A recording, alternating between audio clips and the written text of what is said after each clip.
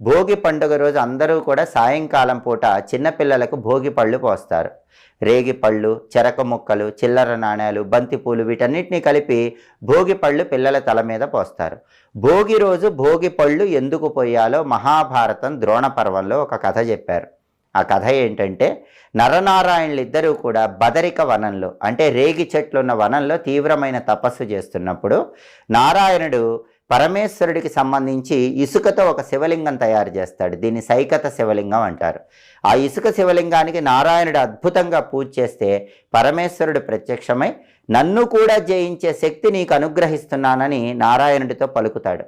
అలా పలకగానే దేవతలందరూ కూడా ఆ నరనారాయణుల మీద ఆ బదరిక వనంలో ఉన్న రేగి చెట్లు గట్టిగా ఊపి రేగి పళ్ళు కురిసేలాగా చేస్తారు.